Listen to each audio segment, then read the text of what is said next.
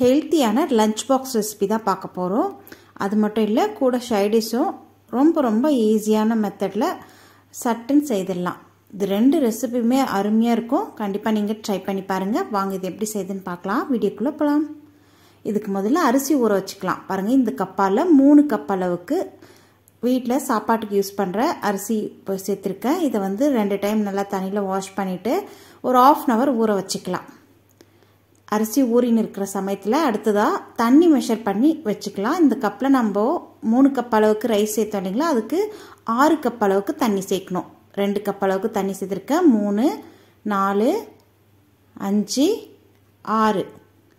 6 cup. 3 cup அரிசிக்கு 6 cup அளவுக்கு தண்ணி. இது தனியாக அப்படியே ஸ்டவ்வில் காஞ்சின்னு இருக்கட்டும். மிதமான தீயில வச்சு அடுத்ததாக மசாலா ரெடி பண்ணிக்கலாம். 3 துண்டு அளவுக்கு பட்டை, ஒரு 5-6 லவங்கம், கூடவே 2 ஏலக்காய், அடுத்ததாக ஒரு 1/2 டீஸ்பூன் அளவுக்கு சோம்பு சேர்த்துட்டு கூடவே 2 இன்ச் அளவுக்கு இஞ்சி 2 துண்டு அளவுக்கு தோலெல்லாம் நீக்கிட்டு க்ளீன் பண்ணி எடுத்துருக்கேன். அதையும் சேர்த்துட்டு அடுத்ததாக பூண்டு ஒரு 15 பல் பூண்டு தோல் உரிச்சது எடுத்ததை சேர்த்துட்டு கூடவே 4-5 பச்சை மிளகாய்.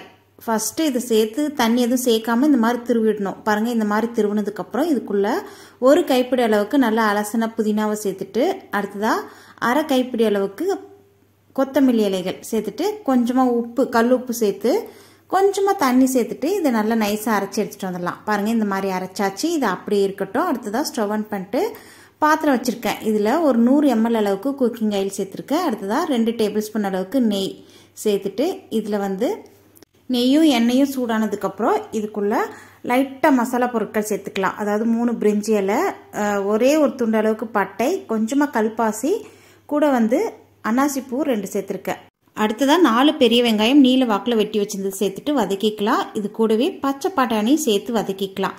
பட்டாணி நான் ஓவர் நைட் 12 hours ஊற வச்சுருந்தேங்க. அதனால் பட்டாணி அப்படியே சேர்த்து வதக்கிக்கலாம். நீங்கள் சப்போஸ் காலையில் ஊற வச்சிங்கன்னா ஒரு சின்ன குக்கரில் ஒரு 2 விசில் விட்டு அதுக்கப்புறம் நீங்கள் வேக வச்சு சேர்த்துக்கினீங்கன்னா சரியாக இருக்கும். இது ஓவர் நைட் ஊறினதுனால நம்ம வெங்காயத்தோடு சேர்த்து வதக்கும் போது வதங்கி வெந்துடும் பட்டாணி. பாருங்கள், வெங்காயமும் பட்டாணி நல்லா வதங்கி வந்துடுச்சு. இப்போ இதுக்குள்ளே 100 கிராம் அளவுக்கு பீன்ஸ் கட் பண்ணி வச்சுருந்தேன். அதையும் சேர்த்துட்டு கூடவே ஒரு 1/4 கைப்பிடி அளவுக்கு புதினா இலைகளும் சேர்த்துட்டு வதக்கிக்கலாம். நீங்கள் பட்டாணி ஃப்ரெஷ்ஷான பட்டாணியாக இருந்தால் அப்படியே சேர்த்து நீங்கள் வதக்கும் போது வெந்து வந்துடும். அடுத்ததாக தக்காளி 2 தக்காளி கட் பண்ணி வச்சுருந்ததை சேர்த்துட்டு வதக்கிக்கலாம். இது எல்லாமே சேர்ந்து நல்லா வதங்கி வரட்டும்.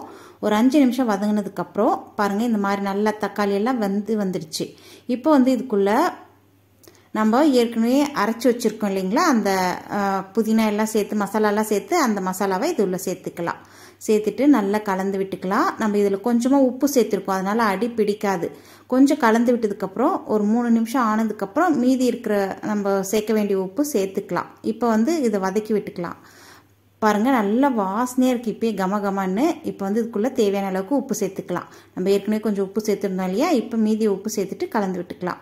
பாருங்கள், நல்லா வதங்கி வந்திருக்கு. எண்ணெய் பிரிஞ்சு நல்லா கொதிக்குது இல்லையா. இப்போ இது கூட மிளகாய்த்தூள் சேர்த்துக்கலாம். நான் 1.5 டேபிள் ஸ்பூன் அளவுக்கு தனி மிளகாய்த்தூள் சேர்க்குறேன். கூடவே 3/4 டேபிள் ஸ்பூன் அளவுக்கு தனியாத்தூள் சேர்த்துட்டு இதை நல்லா கலந்து விட்டுக்கலாம். நம்ம சேர்த்த மசாலாவே போதும், வேறு எந்த பேக்கெட் மசாலாவும் யூஸ் பண்ண தேவையில்லை. இதுவே நல்ல வாசனையாக பிரியாணி சூப்பராக இருக்கும். பாருங்கள், நல்லா கலந்து விட்டாச்சு. இப்போ நல்லா மசாலாலாம் வெந்து நல்ல வாசனையாக இருக்குது. இப்போ இது கூட தண்ணி நம்ம பக்கத்தில் அளந்து வச்சுருந்தோம் இல்லையா, 1க்கு 3, 1 கப் அரிசினா 3 கப் அளவுக்கு தண்ணி. நம்ம 3 கப் அளவுக்கு அரிசி சேர்த்தாலே 6 கப் அளவுக்கு தண்ணி. பக்கத்தில் ஸ்டவ்வில் நான் மிதமான தீயில வச்சு தண்ணி காய வச்சு வச்சுருந்தேன். இப்போ அந்த தண்ணி இதுள்ள சேர்த்துட்டு நல்லா கலந்து விட்டுக்கலாம். இப்படி செய்யும் போது நம்ம குயிக்காகவும் வேலை முடிஞ்சிடும்.